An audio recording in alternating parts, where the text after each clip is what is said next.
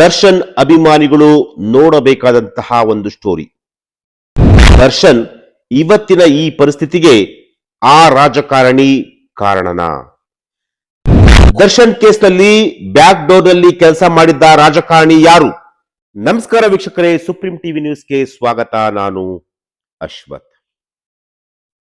ಸ್ನೇಹಿತರೆ, ದರ್ಶನ್ ಅವರ ಪ್ರಕರಣ ನಿಮಗೆಲ್ಲರಿಗೂ ಕೂಡ ಗೊತ್ತಿರುವಂತಹದ್ದೇ. ರೇಣುಕಾ ಸ್ವಾಮಿ ಅವರ ಹತ್ಯೆ ಪ್ರಕರಣದಲ್ಲಿ ಏಟು ಆರೋಪಿಯಾಗಿರುವಂತಹ ನಟ ದರ್ಶನ್ ಇವತ್ತಿನ ಅವರ ಪರಿಸ್ಥಿತಿಯನ್ನ ನೆನೆಸಿಕೊಂಡ್ರೆ ಬಹಳ ನೋವಾಗುತ್ತೆ. ಏಕೆಂದ್ರೆ ದರ್ಶನ್ ಇಂತಹ ಒಂದು ಸಂದಿಗ್ಧ ಪರಿಸ್ಥಿತಿಗೆ ಸಿಕ್ಕಿ ಬೀಳ್ತಾರ ಅಂತ ಯಾರು ಕೂಡ ಊಹೆ ಮಾಡಲಿಕ್ಕೆ ಸಾಧ್ಯನೇ ಇರಲಿಲ್ಲ. ದರ್ಶನ್ಗಿದ್ದಂತಹ ಒಂದು ನೇಮು, ಪೇಮು, ಅವರ ಅಭಿಮಾನಿಗಳ ಒಂದು ಒಂದು ಕ್ರೌಡು, ಅದೆಲ್ಲವನ್ನೂ ನೋಡ್ತಾ ಇದ್ರೆ ಮತ್ತೊಬ್ಬ ಕರ್ನಾಟಕದಲ್ಲಿ ಮತ್ತೊಬ್ಬ ಡಾಕ್ಟರ್ ರಾಜ್ಕುಮಾರ್ ಅನ್ನೋ ಒಂದು ಆ ಮಟ್ಟಿಗೆ ಅವರಿಗೆ ಹೆಸರಿತ್ತು. ನೀವು ನಂಬಲ್ಲ, ರಾಜ್ಕುಮಾರ್ ಅವರಿಗೆ ಯಾವ ರೀತಿಯಾಗಿ ಜನ ಸೇರ್ತಾ ಇದ್ರು, ಅವರ ಅಭಿಮಾನಿಗಳು ಸೇರ್ತಾ ಇದ್ರು, ಅವರೆಲ್ಲರೂ ಓದಂತಹ ಸಂದರ್ಭದಲ್ಲಿ ಅದೇ ರೀತಿ ನಟ ದರ್ಶನ್ ಅವ್ರಿಗೂ ಕೂಡ ಅಷ್ಟೇ ಸಂಖ್ಯೆಯಲ್ಲಿ ಜನ ಸೇರ್ತಾ ಇದ್ರು. ಅವರ ಅಭಿಮಾನಿಗಳು ಅವರನ್ನ ಆರಾಧಿಸ್ತಾ ಇದ್ರು. ಅಂತಹ ಒಬ್ಬ ನಟ ಇವತ್ತು ಯಾವುದೋ ಒಂದು ಕೆಟ್ಟ ಗಳಿಗೆಯಿಂದ ಇಡೀ ತಮ್ಮ ಕೆರಿಯರ್ ಅನ್ನೇ ಹಾಳು ಮಾಡಿಕೊಳ್ಳುವಂತಹ ಒಂದು ಪರಿಸ್ಥಿತಿ ಬಂದಿರುವಂತಹದ್ದು. ಇಂತಹ ಪರಿಸ್ಥಿತಿ ಯಾವ ಶತ್ರುಗೂ ಕೂಡ ಬರಬಾರ್ದಾಗಿತ್ತು. ಅವತ್ತು ದರ್ಶನ್ ಅವರು ಏನಾದ್ರೂ ಒಂದು ಸ್ವಲ್ಪ ಆ ರೇಣುಕಾ ಸ್ವಾಮಿ ಅನ್ನೋ ವ್ಯಕ್ತಿಗೆ ಯಾರಿಗಾದ್ರೂ ಒಬ್ಬರಿಗೆ ಫೋನ್ ಮಾಡಿ, ಪೊಲೀಸರಿಗೆ ಫೋನ್ ಮಾಡಿ, ನೋಡಿ ಈ ತರ ಮಾಡ್ತಾ ಇದ್ದಾನೆ, ಅವನ ಮೇಲೆ ಒಂದು ಸ್ವಲ್ಪ ಕ್ರಮ ತಗೊಳ್ಳಿ ಅಂತೇಳಿ ಒಂದು ಫೋನ್ ಮಾಡಿದ್ರೆ ಸಾಕಾಗಿತ್ತು. ದರ್ಶನ್ ಇವತ್ತು ಈ ರೀತಿಯಾದಂತಹ ಒಂದು ಪರಿಸ್ಥಿತಿಗೆ ಸಿಗಾಕ್ತಂತಿರಲಿಲ್ಲ. ಆದ್ರೆ ಅವರ ಬ್ಯಾಡ್ ಟೈಮ್ ಅನ್ಸುತ್ತೆ. ಅಂದ್ರೆ ಅವ್ರ ಮೇಲೆ ಅಷ್ಟು ಕೆಟ್ಟ ದೃಷ್ಟಿ ಬಿದ್ದುಬಿಡ್ತು. ಯಾಕಂದ್ರೆ ಅವ್ರಿಗಿದ್ದಂತಹ ಒಂದು ನೇಮು, ಪೇಮು, ಆಮೇಲೆ ಅವ್ರಿಗಿದ್ದಂತಹ ಒಂದು ಮಾಸ್ ಆಡಿಯನ್ಸ್ ಯಾವ ನಟರಿಗೂ ಕೂಡ ಇಲ್ಲ ರೀ. ಯಾವ ನಟರಿಗೂ ಕೂಡ ಅಷ್ಟು ದೊಡ್ಡ ಪ್ರಮಾಣದಲ್ಲಿ ಒಂದು ಫ್ಯಾನ್ಸ್ ಖಂಡಿತವಾಗ್ಲೂ ಇಲ್ಲ.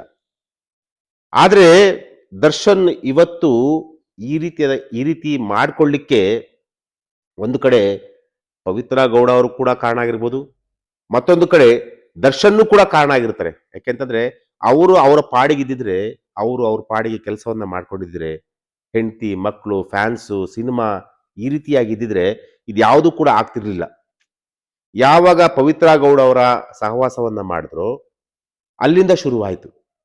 ಆ ಪವಿತ್ರ ಗೌಡ ಆದ್ರೂ ಕೂಡ ಅಟ್ಲೀಸ್ಟ್ ದರ್ಶನ್ ಕೋಪ ಗೊತ್ತಿರುತ್ತೆ, ದರ್ಶನ್ ಮೆಂಟಾಲಿಟಿ ಅವರಿಗೆ ಗೊತ್ತಿರುತ್ತೆ. ಅವ್ರಿಗೆ ಯಾವ ವಿಚಾರವನ್ನ ಹೇಳಬೇಕು, ಯಾವ ವಿಚಾರವನ್ನ ಹೇಳಬಾರ್ದು ಅದನ್ನ ಅವರು ಅಟ್ಲೀಸ್ಟ್ ಅರ್ಥ ಮಾಡ್ಕೋಬೇಕಾಗಿತ್ತು. ಏಕಾಏಕಿ ನನಗೆ ಈ ತರ ಒಬ್ಬ ಮೆಸೇಜ್ ಮಾಡ್ತಾ ಇದ್ದಾನೆ, ನನಗೆ ತೊಂದರೆ ಆಗ್ತಾ ಇದೆ ಅಂತ ಹೇಳಿ ಅವರಾದ್ರೂ ಕೂಡ ಅಟ್ಲೀಸ್ಟ್ ಒಂದು ಸ್ಥಳೀಯ ಪೊಲೀಸ್ ಸ್ಟೇಷನ್ಗೆ ಹೋಗಿ ಕಂಪ್ಲೇಂಟ್ ಕೊಟ್ಟಿದ್ರು ಕೂಡ ಇಷ್ಟು ದೊಡ್ಡ ಪ್ರಮಾಣದಲ್ಲಿ ಈ ರೀತಿಯಾದಂತಹ ಒಂದು ಸಮಸ್ಯೆ ಆಗ್ತಿರ್ಲಿಲ್ಲ ಇವತ್ತು.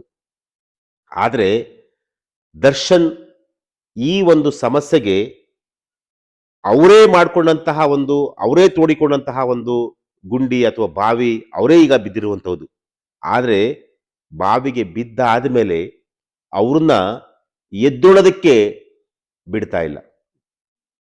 ಅದು ಯಾವ ರೀತಿ ಅಂತಂತಂದ್ರೆ ಲಿಟ್ರಲಿ ದರ್ಶನ್ ಅವ್ರನ್ನ ಆ ಬಾವಿಯೊಳಗೆ ಹೂತಾಕ್ತಾ ಇದಾರೆ. ಅಷ್ಟು ಆ ಒಂದು ರೀತಿಯಾಗಿ ದರ್ಶನ್ ಪ್ರಕರಣ ನಡೀತಾ ಇದೆ. ಈಗಾಗಲೇ ಕೋರ್ಟಲ್ಲೂ ಕೂಡ, ಸುಪ್ರೀಂ ಕೋರ್ಟ್ ಅಲ್ಲಿ, ಹೈಕೋರ್ಟ್ ಅಲ್ಲಿ, ಸೆಷನ್ ಕೋರ್ಟ್ ಅಲ್ಲಿ ಏನೆಲ್ಲ ಡೆವಲಪ್ಮೆಂಟ್ಗಳು ಆಗ್ತಿದೆ ಅಂತ ಹೇಳಿ ನಿಮಗೆಲ್ಲರೂ ಕೂಡ ಗೊತ್ತಿರುವಂತಹದ್ದೇ. ಸುಪ್ರೀಂ ಕೋರ್ಟ್ ಅಲ್ಲಿ ಬೇಲ್ ಕ್ಯಾನ್ಸಲ್ ಆಯಿತು. ಹೈಕೋರ್ಟ್ ಅಲ್ಲಿ ಅವರು ಈಗಾಗಲೇ ಏನು ಮಾಫಿ ಸಾಕ್ಷಿಗೆ ಸಂಬಂಧಪಟ್ಟಂತೆ ಅರ್ಜಿಯನ್ನ ರಿಜೆಕ್ಟ್ ಮಾಡ್ತು. ಎರಡ ದರ್ಶನ್ ಪ್ರಕರಣದಲ್ಲಿ ಆಗ್ತಾ ಇರುವಂಥದ್ದು. ಲಿಟ್ರಲಿ ದರ್ಶನ್ ಜೈಲಲ್ಲಿ ಸಾಕಪ್ಪ ಈ ಜೀವನ ಅನ್ನೋ ಒಂದು ಆ ಮಟ್ಟಿಗೆ ಬರುವಂತಹ ಒಂದು ಪರಿಸ್ಥಿತಿ ನಿರ್ಮಾಣ ಆಗಿರುವಂಥದ್ದು. ಇಲ್ಲಿ ನಾನು ಯಾಕೆ ಪರ್ಟಿಕ್ಯುಲರ್ ಆಗಿ ಆ ರಾಜಕಾರಣಿಯಿಂದ ದರ್ಶನ್ ಅವರ ಕೆರಿಯರ್ ಹಾಳಾಗೋಗ್ಬಿಡ್ತಾ, ದರ್ಶನ್ ಇವತ್ತಿಗೂ ಕೂಡ ಆ ಕೇಸಿಂದ ಹೊರಗಡೆ ಬರಲಿಕ್ಕೆ ಸಾಧ್ಯ ಆಗ್ತಿಲ್ಲ ಅಂತೇಳಿ ನಾನು ಯಾಕೆ ಟೈಟಲ್ ಅನ್ನು ಕೊಟ್ಟಿದ್ದೀನಿ. ಖಂಡಿತವಾಗ್ಲೂ ಇದ್ದಾರೆ ರಾಜಕಾರಣಿಗಳು.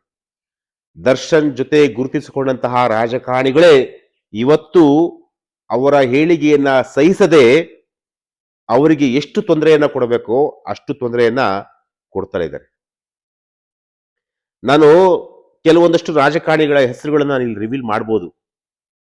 ಆ ರಿವೀಲ್ ಮಾಡಿದ್ರೆ ದರ್ಶನ್ ಫ್ಯಾನ್ಸ್ ಖಂಡಿತವಾಗ್ಲೂ ಮುಂಬರುವಂತಹ ಚುನಾವಣೆಯ ಸಂದರ್ಭದಲ್ಲಿ ಅವರಿಗೆ ತಕ್ಕ ಪಾಠವನ್ನ ಕಲಿಸ್ತಾರೆ. ಹಾಗಂತೇಳಿ ನಾನು ದರ್ಶನ್ ಅವ್ರನ್ನ ಇಲ್ಲಿ ಸಮರ್ಥನೆ ಮಾಡ್ಕೊಳ್ತಾ ಇಲ್ಲ. ದರ್ಶನ್ ಮಾಡಿರುವಂತಹ ಅಪರಾಧಕ್ಕೆ ಕೋರ್ಟ್ ಶಿಕ್ಷೆಯನ್ನು ಕೊಡುತ್ತೆ. ಒಂದು ವೇಳೆ ಅವರು ಆ ಅಪರಾಧದಲ್ಲಿ ಏನಾದ್ರೂ ಇನ್ವಾಲ್ವ್ ಆಗಿದ್ರೆ ಅಥವಾ ಅವ್ರದ್ದು ಏನಾದ್ರೂ ಸಾಕ್ಷಿಗಳು ಕಂಡು ಬಂದಂತಹ ಸಂದರ್ಭದಲ್ಲಿ ಕೋರ್ಟ್ ಶಿಕ್ಷೆ ಕೊಡುತ್ತೆ. ಆದ್ರೆ ದರ್ಶನ್ ಅವರಿಂದ ಸಹಾಯವನ್ನ ಪಡೆದಂತಹ ಅದೆಷ್ಟೋ ರಾಜಕಾರಣಿಗಳು, ಅಧಿಕಾರಿಗಳು ಅಥವಾ ಅವರ ಫ್ಯಾನ್ಸ್ ಅಥವಾ ಫ್ಯಾನ್ಸ್ ಅನ್ನೋದಕ್ಕಿಂತ ಅವರ ಅಂದ್ರೆ ಕೆಲವು ನಟ ನಟಿಯರು ಇವತ್ತು ಅವರಿಗೆ ತಿರುಗು ಬಾಣ ಆಗಿದ್ದಾರೆ.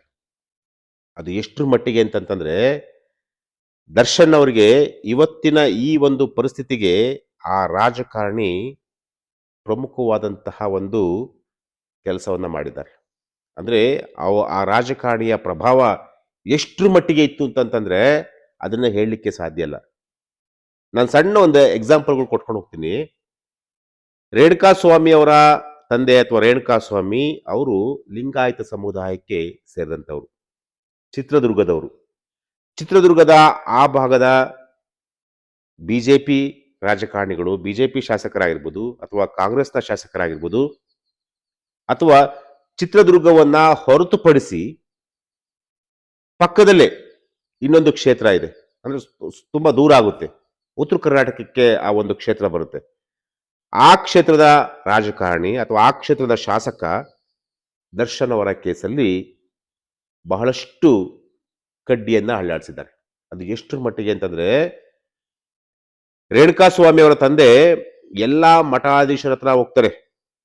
ನನ್ನ ಮಗನ್ನ ದರ್ಶನ್ ಕೊಲೆ ಮಾಡಿದ್ದಾನೆ, ದಯಮಾಡಿ ನನಗೆ ನ್ಯಾಯವನ್ನು ಕೊಡಿಸಿ ಅಂತಂತೇಳಿ ಎಲ್ಲಾ ಮಠಾಧೀಶರ ಬಳಿ ಹೋಗಿ ಕಾಲಿಗೆ ಬೀಳ್ತಾರೆ.